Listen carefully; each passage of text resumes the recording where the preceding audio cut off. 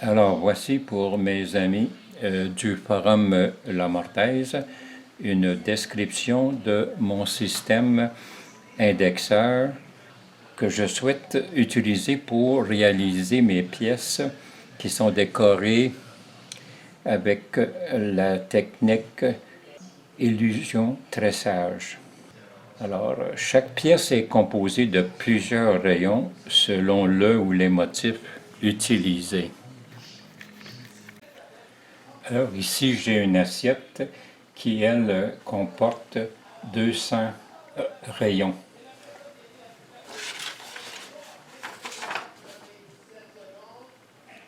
Ici, j'ai une autre petite assiette qui, elle, a 72 petits rayons.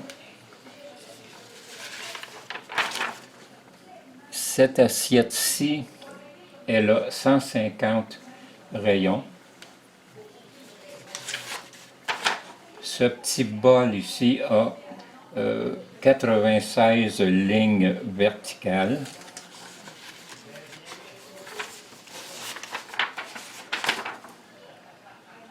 Ici, j'ai une urne funéraire qui, elle, a 96 rayons pour le motif. Je vous montre ici le motif que j'ai dessiné avec SketchUp.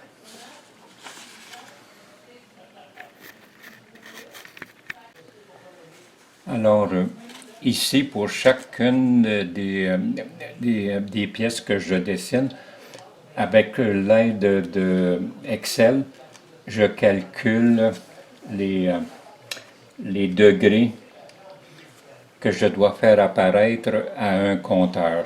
Vous allez voir un peu plus tard, je vais vous montrer mon appareil, et puis j'ai un petit compteur qui me montre les positions. Alors, ici, j'ai une feuille pour un dessin qui a 96 rayons.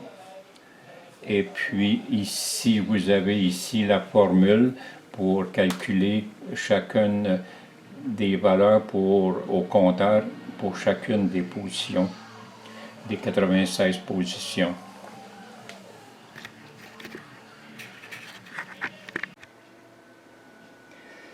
Alors tout d'abord, je voudrais vous préciser que ce projet-là a été rendu possible grâce à la collaboration de Guillaume Croteau. Voilà, Guillaume Croteau, ou Gil C. sur le forum de La Mortaise, qui lui a fabriqué ce disque-là ici, qui est un disque dentelé avec 360 dents sur le tour. J'ai ici une tige filetée de 10 filets au pouce.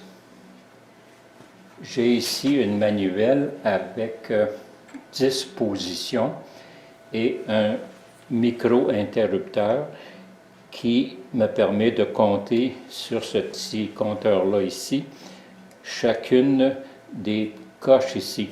Alors, quand je fais un tour ici, le disque avance d'une dent, avance donc de 1 degré, et chacune des divisions ici, c'est 1/10 de degré.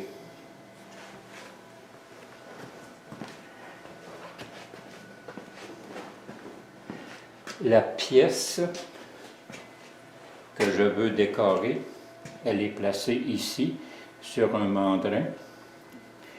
Et puis, juste pour revenir un petit peu ici, on ne le voit peut-être pas très bien, mais je peux faire basculer ce montage-là si j'ai besoin de déplacer rapidement la pièce. Alors, j'ai tout simplement qu'à dévisser ce boulon-là ici, et puis je peux basculer, puis à ce moment-là, je peux tourner la pièce.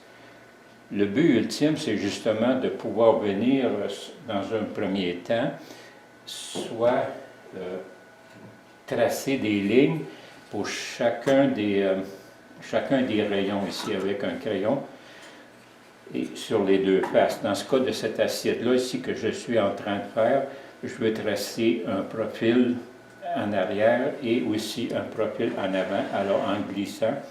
Et à ce moment-là, ici, Comme je vous ai montré les feuilles précédentes, là, le compteur, je l'emmène à la position que je souhaite graver, pyrograver. Et ensuite de ça, bien, je peux tracer mes lignes.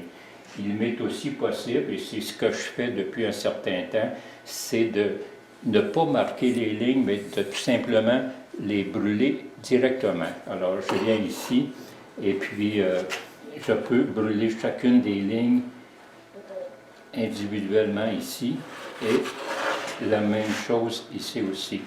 C'est beaucoup plus régulier.